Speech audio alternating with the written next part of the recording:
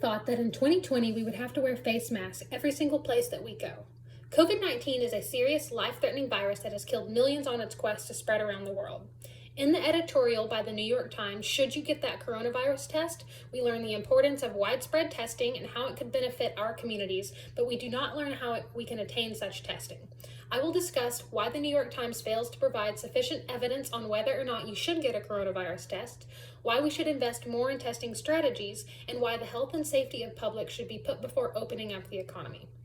The New York Times editorial claims that if leaders at any level want to keep schools open, restart the economy, and eventually return to a normal life, they'll have to start resolving these issues.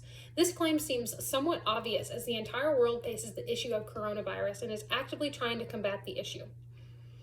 The New York Times does not provide enough support for its claim that testing is necessary to open up schools, businesses, and the economy, only suggestions as what should be done.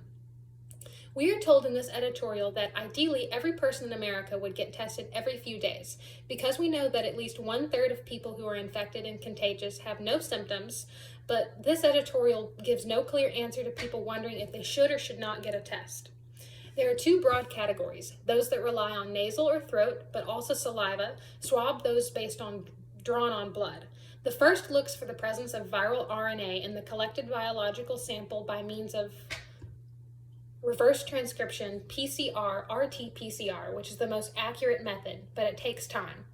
Isothermal amplification assay, a more rapid method, but it is less accurate than RT-PCR. And the third one, detection of viral protein, usually a surface spike protein by an antigen. The type of tests performed at testing centers are mainly rapid tests. While they provide a quick answer, they are often not the most reliable. We need to invest in more research for coronavirus testing, especially since it's our first line of defense for coming up with a solution to this virus.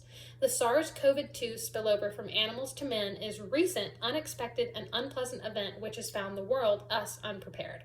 At best, we know little about the virus except that it has already killed hundreds of thousands of people worldwide and that it is highly transmittable. This is the reason that we need to invest more in testing quickly. Since we do not know very much about this virus, we need to know more in order to help stop the spread.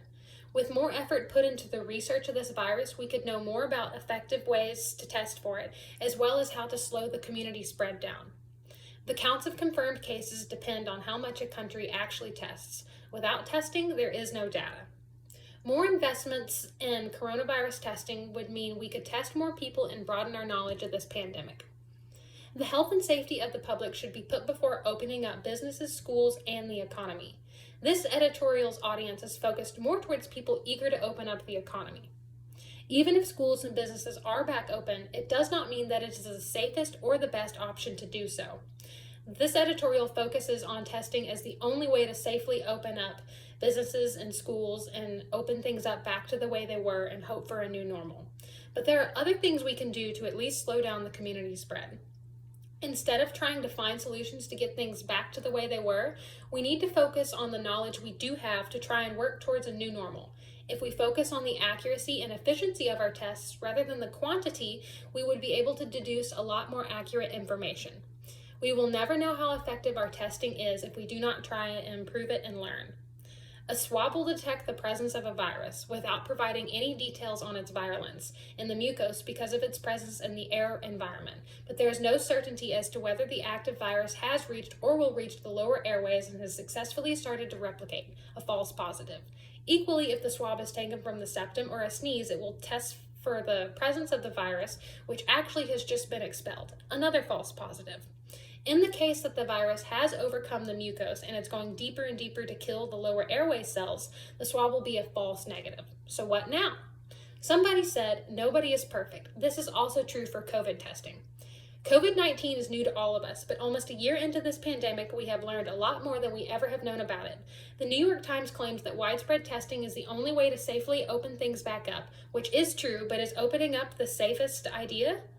We just do not know. We still are trying to figure out the span of this virus. I think that the New York Times should have focused more on safely opening back up and how we need to do more research before we do so. I discussed first how the New York Times fails to provide sufficient evidence as to who should receive a test. Then I discussed why we should invest more in testing strategies. And lastly, I discussed how the health and safety of the public should be put before opening up the economy.